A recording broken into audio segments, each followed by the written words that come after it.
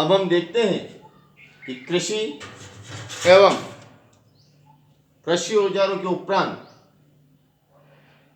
फसल उत्पादन या कृषि के चरण, जिसमें 7 चरण पाए जाते हैं।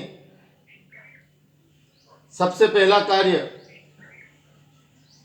मिट्टी तैयार करना होता है। उसके पश्चात बुआई का कार्य होता है। बुआई के पश्चात खाद एवं उर्वरक दिया जाता है। खाद एवं उर्वरक देने के बाद सिंचाई के बाद में खरपतवार से सुरक्षा, कटाई और अंतिम चरण के रूप में भंडारण होता है। सर्वप्रथम मिट्टी तैयार करना किसे कहते हैं? फसल को उगाने से पहले मिट्टी को हल के द्वारा या ट्रैक्टर के द्वारा उलटफेर किया जाता है। उस मिट्टी को पौली की जाती है, जिससे कि उसमें उर्वरकता क्षमता को बनाए रखें। कभी कभी मिट्टी जब बहुत ज़्यादा सूखी हुई होती है तो उसको तैयार करने से पहले जल दिया जाता है। उसके बाद उस मिट्टी को ट्रैक्टर के द्वारा या हल के द्वारा उलटफेर कर पौली की जाती है, जिससे उसमें उर्वरक क्षमता की वृद्धि होती है। मिट्टी को समतलीकरण करने के लिए उसके ऊपर पाटल घुमाया जाता है। इस प्रकार जब मिट्टी तैयार हो जाती है तब उसको दूसरा चरण और फसल उत्पादन का मुख्य चरण बुआई का कार्य प्रारंभ होता है। तो आप समझ गए होंगे, मिट्टी तैयार करना अर्थात मिट्टी को उलट फेर करना, पौली करना ही मिट्टी तैयार करना है और उसे जुताई कहा जाता है। अर्थात फसल का उत्पादन का पहला चरण मिट्टी तैयार करना संपन्न हुआ। अब बुआई का कार्य प्रारंभ करने से पहले हम कीप के द्वारा जो परंपरागत औजार है, उन्नत किस्म के बीजों को उसमें बोते हैं, या सीड्रिल के द्वारा उन्नत किस्म के बीजों को उसमें बोया जाता है। बीज उस प्रकार से बोए जाते हैं कि वह बीज मिट्टी के अंदर ढक जाता है, जिससे पक्षी उसे देख नहीं पाते हैं और उसका भोजन के रूप में उन बीजों को ग्रहण नहीं कर सकते। फसल का तीसरा चरण खाद एवं उर्वरक देना होता है। खाद एवं उर्वरक क्यों दिया जाता है? तो मिट्टी की उर्वरक क्षमता को बनाए रखने के लिए खाद एवं उर्वरक दिया जाता है। खाद एवं उर्वरक में प्रमुख अंतर क्या है? खाद खेतों में बनाई जाती है, पशुओं के गोबर एवं पादपों की सड़ी गली पत्तियों के द्वारा खाद बनाया जाता है। वहीं उर्वरक मानव निर्मित एक लवण है। खाद में अधिक मात्रा में ह्यूमस पाया जाता है। उर्वरक में ह्यूमस नहीं पाया जाता। खाद में पोषक तत्वों का अभाव होता है, जबकि उर्वरक में पोषक तत्व बहुतायत में पाए जाते हैं।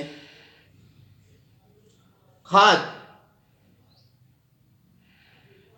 खेतों में बनाया जाता है और उर्वरक फैक्ट्रियों में बनाया जाता है। चतुर्थ चरण सिंचाई है। सिंचाई कुएं, नदियां, तालाब, नहरें, झीलें के जल से की जाती है। पादप में लगभग 90% जल पाया जाता है। पादप की उर्वरक क्षमता को बढ़ाने के लिए और अच्छी फसल प्राप्त करने के लिए नियमित रूप से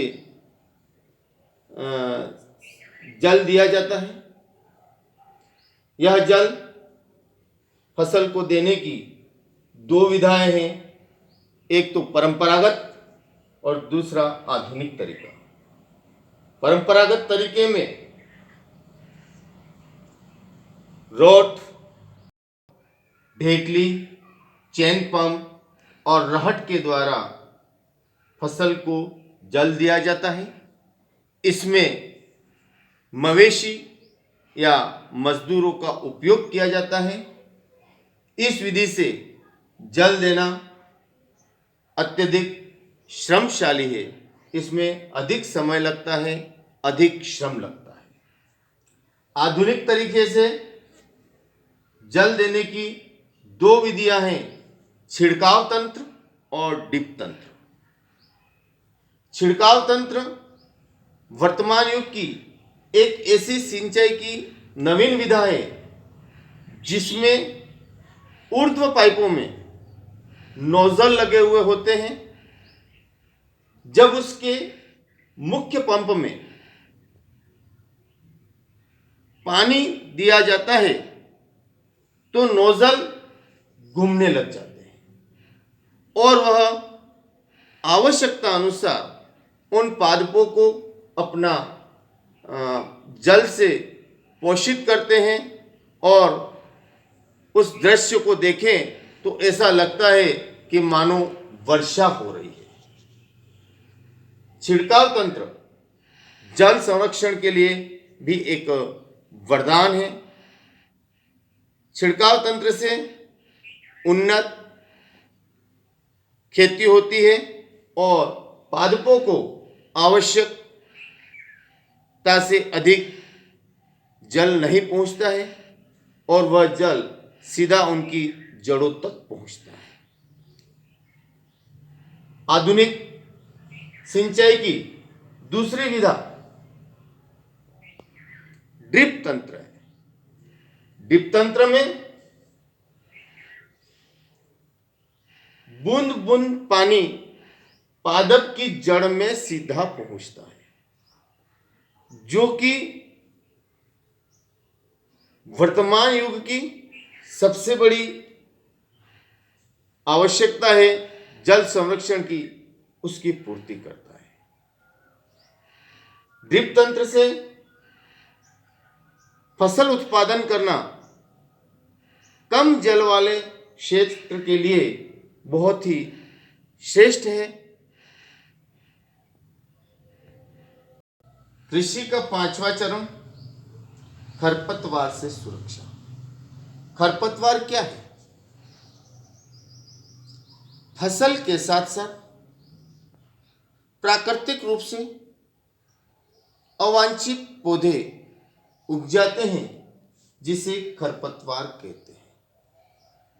समय समय पर खरपतवार को उस फसल से पृथक करना बहुत ही जरूरी है। यदि हम फसल से खरपतवार को नहीं हटाएंगे तो फसल को नुकसान होगा अच्छी नहीं प्राप्त होगी। खरपतवार को हाथ से उखाड़कर भी फेंकते हैं। खरपतवार पौधों को दंताली से या खरपतनाशी दवाइयों का उपयोग करके भी समाप्त किया जाता है। फसल को खरपतवारनाशी दवाई का उपयोग करने से किसी भी प्रकार का नुकसान नहीं पहुंचता है। इसलिए किसान जो होते हैं वो समय समय पर खरपतवारनाशी दवाइयों का उपयोग करके उसका छिड़काव करते हैं और उन्नत किस्म की एक अच्छी फसल को प्राप्त करते हैं। जरूर यहाँ पर किसानों के लिए भी ध्यान देने योग्य बात होती है और आम जन के लिए भी कि खरपतवारनाशी जो दवाई है वह मनुष्य के लिए विषैली होती है। इससे उसको शरीर पर प्रतिकूल प्रभाव पड़ता है।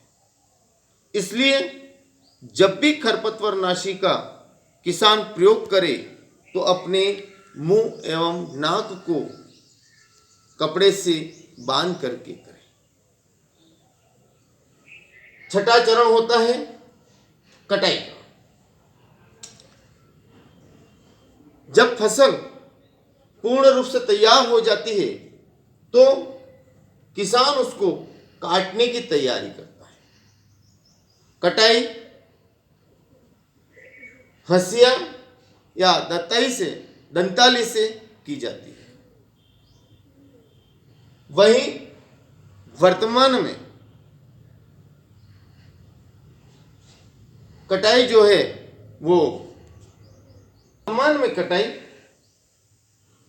हार्वेस्टर से की जाती है। कटाई के उपरांत थ्रेसिंग जो कि उसका छठा चरण है, के उपरांत किसान फसल की थ्रेसिंग करता है। थ्रेसिंग से अभिप्राय दाने को भूसे से पृथक करना। वर्तमान में थ्रेसर के द्वारा दाने को भूसे से पृथक किया जाता है, लेकिन छोटे छोटे जो किसान होते हैं वह अपने खलिहान में फसल को डाल करके उसके ऊपर पशुओं के जोड़ों को घुमा करके दाना और भूसे को पृथक करते हैं और उसके पश्चात उसको फटकना विधि से दाना और भूसा अलग अलग करते हैं। वर्तमान में विकास के नवीन आयामों को प्रदान करते हुए कटाई एवं थ्रेसिंग के लिए एक संयुक्त मशीन बाजार में आ गई है जिसका नाम है कंबाइन। कंबाइन जो है वह फसल को काटने के साथ साथ दाना एवं भूसे को पृथक करने का कार्य भी कर लेता है, जो कि कृषि की अभी वर्तमान युग की सर्वश्रेष्ठ विधा है। थ्रेसिंग के उपरांत किसान अपनी फसल को भंडारण के लिए घर पर ले जाता है। जब दानों को लंबे समय तक सुरक्षित रखना है या भंडारण करना है तो उसे खेत से सीधा ले जा कर के जूट के बोरों में या धातु के पात्रों में नहीं भर दिया जाता है, बल्कि उस दानों को कुछ समय तक धूप में सुखाया जाता है और जब वह दाने अच्छी तरह से सूख जाते हैं उसके बाद सूक्ष्म जीवों से सुरक्षा करने के लिए उसमें सूखी हुई नीम की पत्तियों को एवं रासायनिक पाउडरों को छिड़काव करके जूट के बोरों में एवं धातु के पात्रों में भर करके उसको सुरक्षित की जाती है, संरक्षित की जाती है, जिसे हम भंडारण कहते हैं। दोस्तों, यह वीडियो आपको पसंद आया हो तो इसे लाइक करें, शेयर करें और सब्सक्राइब करें